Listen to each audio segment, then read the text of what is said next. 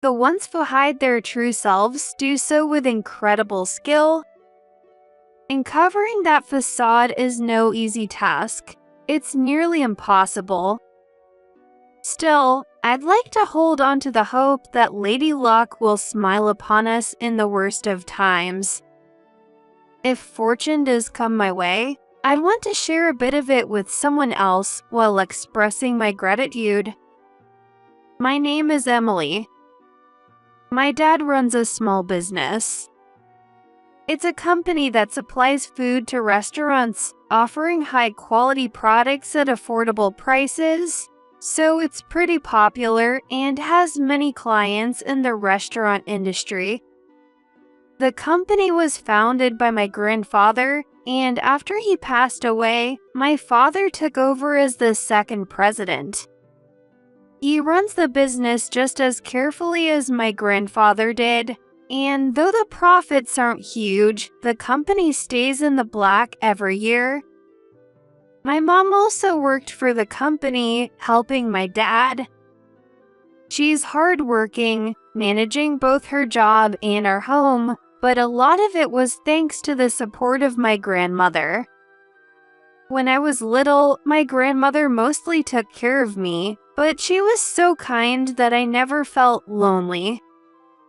When I turned 3, my little brother, Brian, was born, which added to my grandmother's responsibilities, but my mom adjusted her workload to raise us both. Because of this family environment, I never faced financial struggles and grew up as a pretty laid-back girl. By the time I reached elementary school, my interest turned to cooking. It's not just eating, it's all about the culinary art. Of course, I love eating too, but I became deeply interested in how the food is actually made.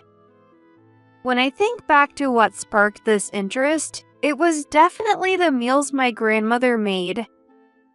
Delicious food enriches the heart and brings a sense of happiness. I wanted to someday make meals like that with my own hands. From then on, my grandmother became my cooking teacher and taught me a lot. Learning about knife skills, knowledge about ingredients, and how to use seasonings, it was all hands-on, and expanding my world like that was so much fun. Whenever I had her taste my creations and she said, "This is good, it's delicious," I would jump with joy. My brother, Brian, also took on the role of taste tester, but when the food wasn't good, his face, voice, and attitude would give it away. I'd be a bit shocked, but then I'd get determined, thinking, next time, I'll make something that will bring a smile to his face. By the time I was in middle school, my cooking repertoire had expanded, and I've started taking over dinner on weekends to give my mom a break. When I got to high school, my interest in ingredients themselves grew, and I started studying them on my own. I even created my own ingredient notebook, which became detailed and deep, almost like an encyclopedia. I also started visiting my dad's company more often, especially during summer vacations, where I'd stop by nearly every day to look at and handle the ingredients. I'm sure I must have been a nuisance to the employees, but since I was the boss's daughter, they put up with me. Still, I'm so grateful that they taught me many things. When I became a college student, I started working part-time at my dad's company. If you're going to come by so often, why not try working? My dad said, and that's how it began, but working there was much harder than just observing. I had some knowledge about ingredients, but I wasn't involved in sales or anything.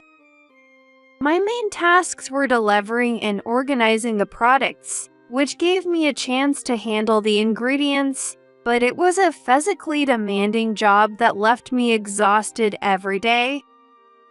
I kept the part-time job throughout my college years, and by the time I was a senior, I had experienced most of the tasks, and the employees even considered me a competent worker.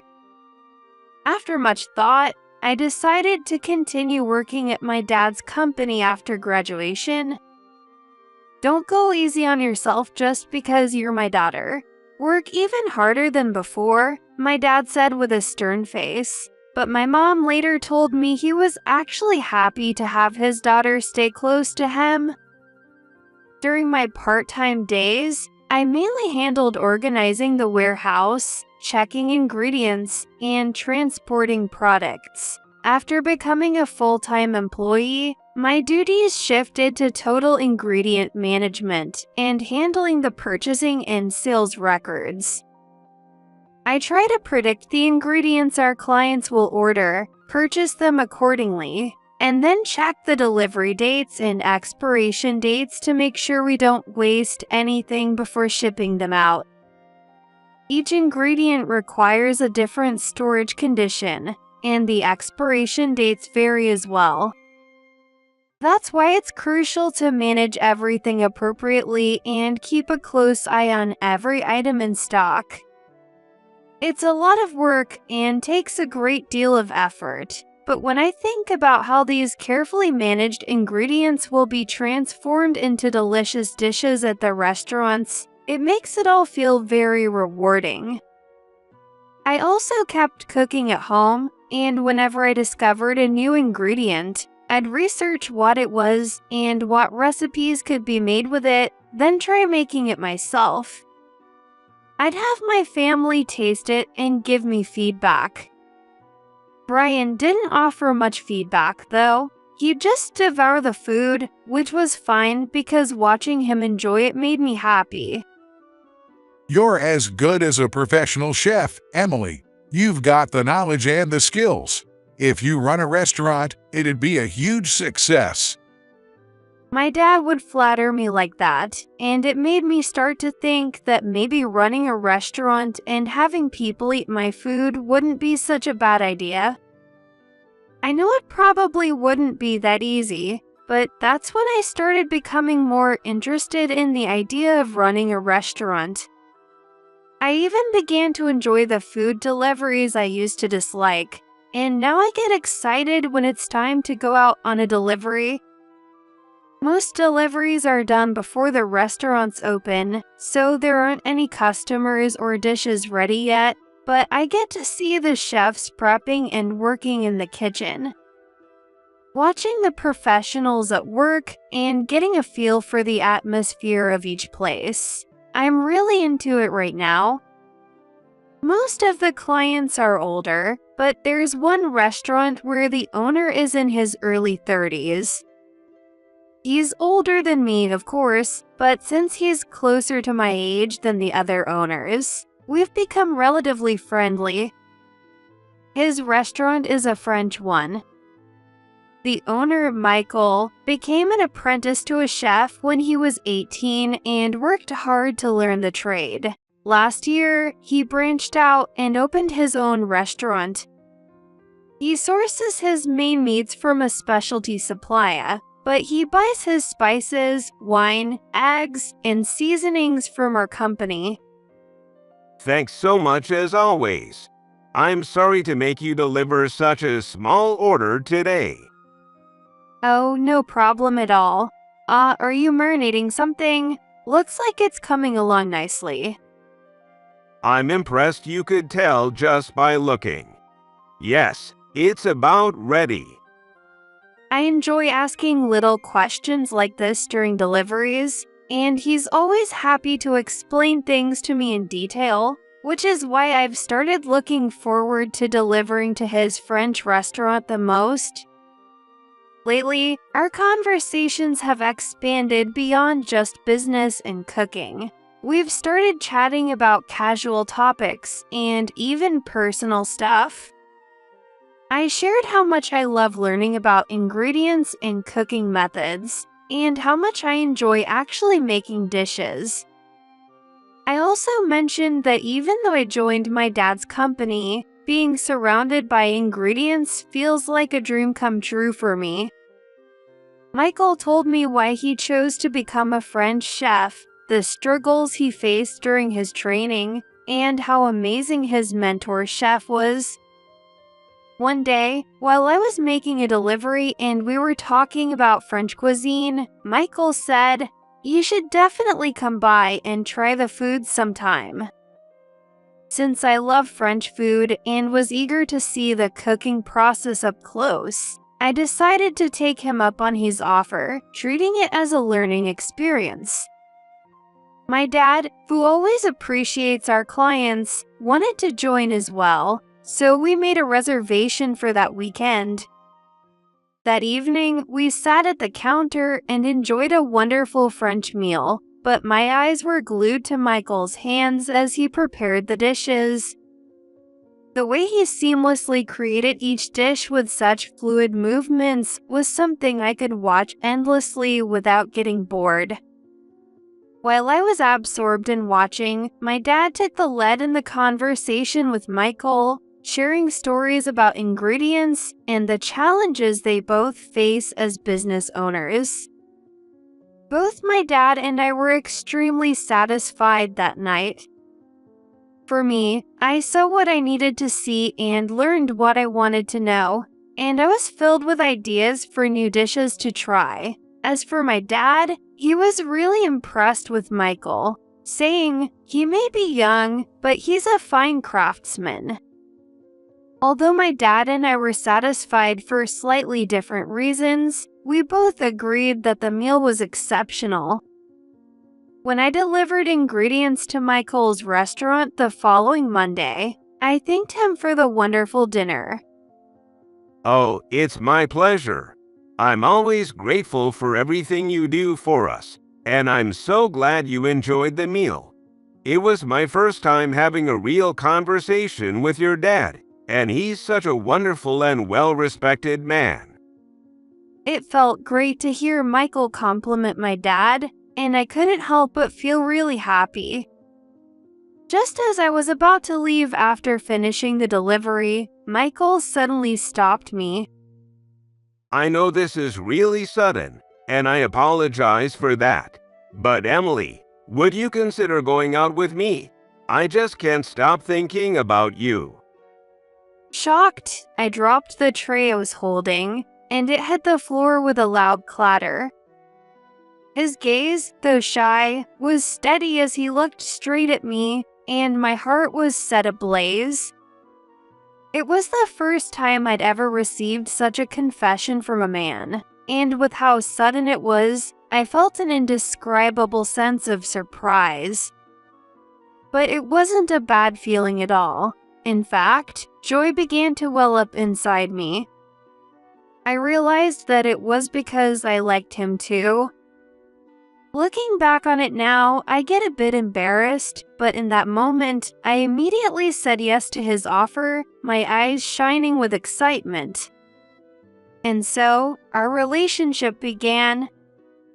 Having never had a boyfriend before, a whole new world opened up for me, and my days became brighter and more exciting. It felt a little funny calling each other by our names, Emily and Michael, but my heart fluttered with excitement every time we went on a date. Sometimes, I'd cook a meal for him myself. Emily, everything you make is amazing.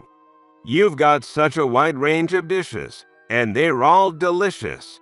The quality is incredible. Hearing that from a professional like you makes me so happy. Cooking is just a hobby for me, after all.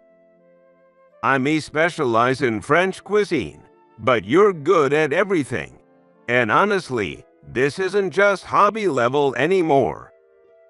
Michael would praise my cooking, saying things like, "You'd definitely be successful if you're in restaurant," echoing something my dad had once said to me. "If you're serious about it, I'll help out however I can," Michael would say, encouraging me. But for me, the most fulfilling thing was simply having the person I loved enjoy my cooking. After a year of dating, Michael proposed to me. He knelt down on one knee, offering me a ring, and I couldn't help but laugh at how classic the gesture was, but he was completely serious. I wanted to get you 100 roses, but I couldn't find them anywhere, so I had to give up. I'm sorry. He'd apparently been planning something even more traditional, but what mattered most to me was his heartfelt proposal. Of course, I accepted, and just like that, we were engaged. Then the preparations for the wedding began. Both of our parents were thrilled, especially my dad, who said, "If it's Michael, I have no worries at all," and was overjoyed to be gaining a new son. For Emily and Michael, I'll spare no effort to support you. He said, raising a celebratory toast in high spirits. Michael told me I could continue working at my dad's company after the wedding or pursue my passion for cooking, whichever I wanted. I had been planning to leave the company and help at Michael's restaurant, but he said, Emily, you should do what you love. I can manage the restaurant on my own, and if things get busy, we can just hire more staff. I saw it as a sign of his kindness and generous heart, and I resolved to support him through my cooking. It seemed like my happiness was reflected in my food as my recipe repertoire continued to grow and my knowledge of ingredients expanded even further. A week before the wedding, I cooked a meal for Michael and my parents, and my dad and Michael were both excitedly talking about how I should open my own restaurant. After the wedding, our days were filled with happiness, and that happiness seemed to show in Michael's business as well. The restaurant, which had always been popular for its delicious food, became even busier after a price drop on certain items attracted more customers. Word of mouth brought in more guests, and with the increase in profits, Michael was able to renovate the restaurant slightly, attracting more young people. Although the average spend per customer dropped a little, total sales skyrocketed. As business picked up, Michael hired a new woman to help with serving. She turned out to be very capable, quickly learning the job and becoming a reliable part of the team. Michael also made a point of being considerate towards my parents and often found common ground with my dad, the two of them frequently sharing drinks together. I continued to enjoy working with ingredients, always using the knowledge I gained to inspire new dishes. Living this dreamlike life, I felt truly blessed. This blissful life went on for a year, but recently, Michael's workload has increased, and he's been coming home late at night more often. He says it's because he needs to prepare for the next day, and he leaves early in the morning to start prepping. He told me that this is a critical time for the business, so he's reduced the number of days the restaurant is closed, which has drastically cut into our time together. I was starting to worry about how to spend more time with Michael, but then a different concern emerged. The poor weather leading to crop failures, the rise in prices of imported goods, the social trend of people eating out less, more restaurants struggling with their businesses, and fewer new establishments opening up. All of these combined factors were causing my dad's company's sales and profits to drop compared to the previous year, month after month. It wasn't that I was completely oblivious, but despite working there, I hadn't noticed the company's worsening situation until recently. Now that I think about it, my dad seemed to be running around in a frenzy every day as the president, but I never really thought about why. One morning, my dad announced an emergency meeting as the president. As my dad and the other executives stood together, their faces were grim, and the employees held their breath, waiting to hear what would be said. Due to the current business situation, we will be applying for corporate rehabilitation under the reorganization law as part of our efforts to recover. The company's financial condition had deteriorated, leaving us with excessive debt and making repayment virtually impossible. After exploring every possible way to keep the company afloat, the decision was made to apply for corporate rehabilitation. Going forward, we would enter reorganization proceedings, but the current management team would have to step down, and the company's shares would become worthless. My dad even planned to sacrifice his personal assets to provide funds for the company. The sudden news sent the employees into chaos, but I was more concerned as a family member than as an employee. My dad loved the company and his work. If he was going to sell off most of his personal belongings to save the company, our family's living situation would surely take a hit. I'd probably lose my job, too, and the only comfort was that my brother Brian had already graduated from college and secured a job. I imagined my mom would also face a tough time ahead. Above all, I knew I had to tell Michael about this. That night, I waited up for him to come home late. He was eager to go straight to bed, but when he heard my story, he froze in shock. I can't believe it. Emily, I know you must be worried, but stay strong. What's going to happen to the company and your dad? The company's going to try to recover, but honestly, it's basically bankruptcy. My dad is using his personal assets, so he won't go bankrupt himself, but it's close to that. Michael let out a big sigh and said he needed to get some sleep, heading off to the bedroom. The next day was the restaurant's first day off in a while, and I had hoped to talk to Michael about what we were going to do moving forward. The next morning, Michael got up early and left the house, returning around midday. Emily, I need to talk to you. Come here. I wanted to talk to you about my dad, about what we should do now. Your dad? That doesn't matter anymore. Not to me. What? Michael, what are you saying? Confused, I asked him again, and he handed me some papers. Here's why. This is freshly received divorce papers I just got from the family court. I've already signed it, so all you need to do is fill in your part and submit it. Then your dad will no longer be my father-in-law. That's why I don't care anymore. Looking at the divorce papers on the table, it felt surreal, as if I were watching it happen on TV, not experiencing it myself. Bankruptcy, insolvency.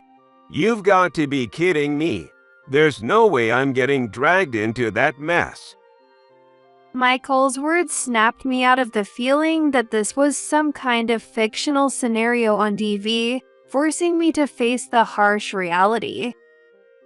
We were getting a great deal on cheap ingredients from your dad's company, but now that's over. If I can maintain my profit margins, it's not even worth discussing. And bankruptcy. Who knows what kind of trouble he'll bring us. Your dad is nothing but bad luck now. Michael's words continued, as if he'd become a different person. And you, Emily, you kept turning down the chance to use your cooking skills to run a restaurant and make us some real money. I tried to get cheap ingredients to boost profits, but with the company going under, that plan's dead. Your cooking alone won't keep a business afloat. I thought maybe you couldn't take over the company ahead of your brother, but I was still hoping we'd get something out of it. But now, bankruptcy. The man standing in front of me wasn't the Michael I knew. It was like he'd transformed into someone else entirely. Do you get it now? You're no longer useful to me, just a burden. From now on, I'll be with someone younger, someone with a better figure. You mean the woman who works as a server at your restaurant? So, you've been cheating on me all along. Michael smirked. What are you talking about? He didn't even bother answering my question. Now, go ahead and sign the papers and submit them today. Then get out. This is my house and I'm the one on the lease. Although I'll be canceling it soon to start a new life with her. Oops, maybe I said too much. I don't remember much of what happened after that. I vaguely recall holding the divorce papers, going to the city office, and handing them in. I think I went back to my parents' house and told them what happened. I'm not sure how my parents or my brother reacted. I just know that my dad decided to sell our family home and move into a rental apartment in the suburbs. I apologized tearfully for becoming a burden on them after returning home. Several years have passed since then. Now, I'm sitting in one of the most luxurious French restaurants, waiting to meet someone. As I reflect on how far I've come, the door to the restaurant opens, and a new customer walks in. Hey, it's Emily, isn't it? What are you doing in a place like this? Don't tell me you're here to eat. A place like this is way out of your league for a bankrupt man's daughter. I turned around and saw Michael, standing there with a smirk, looking down on me. Beside him was a young woman, and I instantly recognized her as the woman Michael had been cheating on me with back then. Leaving you, a cursed woman, was the best decision I ever made. Now I'm with this amazing woman, and my restaurant's doing even better, thanks to a new supplier. Things are better than ever. Well, good for you, but it doesn't have anything to do with me anymore. I threw the words at him, not wanting to stay a moment longer in the same place as this man, and I turned to leave. Michael gave a nasty laugh. By the way, are you living in some rundown place now? After selling off your family home and going broke, where are you staying these days? Just then, a calm but stern voice came from behind him. Oh, it's just a shabby $15,000 a month high-rise apartment. A bit run down with a nice view from the top floor, though. Michael spun around, startled, and his shock deepened when he saw who had spoken. David, the president. Why are you here? And how do you know Emily? Wait, a high-rise apartment? Your restaurant does business with David's company, doesn't it? I hear you've been pushing him to lower the prices on your supplies quite a bit. He's here to meet me. His company also supplies this restaurant. What? You two seem pretty friendly. What's a bankrupt woman like you doing with a company president? David, much like my dad, runs a food supply company and has always admired my father as a mentor. Right after high school, he joined my dad's company, where he learned everything about the business from my dad. He later started his own company at a young age. David's company has continued to grow, and when my dad's company went bankrupt, David offered financial support and guided it toward recovery. My dad now serves as a part-time advisor to the company. After my breakup with Michael, I worked closely with David to help my dad's company. And over time, our relationship deepened, eventually leading to our engagement. Today, we were here to have dinner with our families. My father-in-law's company has fully recovered. They've reached the point where they no longer need my financial support. The company's new president will be none other than your father's eldest son, Brian. Brian, my younger brother, started working in finance, but quickly became successful in investment due to his natural talent. He used his wealth to help revive the company and repay David, securing control of the business. It's remarkable how smoothly everything has worked out in the past few years. I only recently learned about you when I found out that you were connected to a problematic business partner. I never imagined that client had ties to my fiancée. You dumped her thinking only of yourself, but you've made a huge mistake, especially when you hear how much she earns.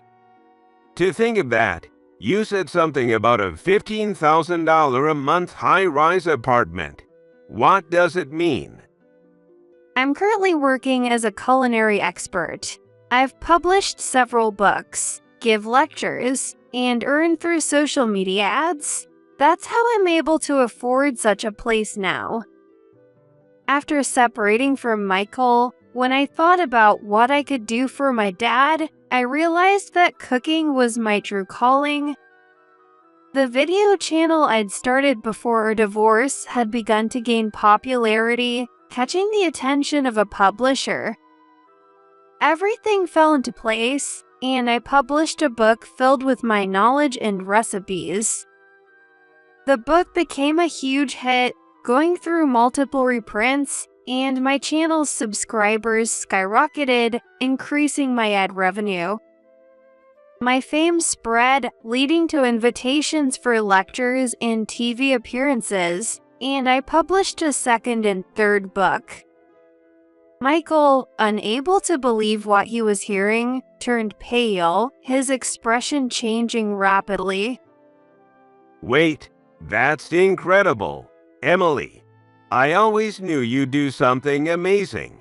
How about we get back together? I bet you still have feelings for me. I looked at him with utter disdain. Don't call me so casually, and please stop talking to me like that. It's disgusting. Beside him, the woman he was with glared at him furiously. At that moment, a loud voice echoed through the restaurant. Michael, you told me your ex-wife cheated, and that's why you divorced her. Was that a lie? Well, it's not like that. The chef of this restaurant was Michael's mentor. After high school, Michael had trained under the chef and opened his own restaurant with the chef's blessing. I heard from David about a real scumbag in the business, but I didn't know it was you. You've disgraced my name. You better be ready to face the consequences. Michael's face turned ghostly white, and he began shaking. We left the restaurant, leaving Michael behind. I felt bad for the chef, but I couldn't stand being in the same place as Michael any longer. Later, the chef kicked Michael out of his mentorship and issued a warning for others not to associate with him. Michael had received financial support as part of the customary practice when opening his restaurant, but the chef demanded repayment, and Michael found himself in financial trouble.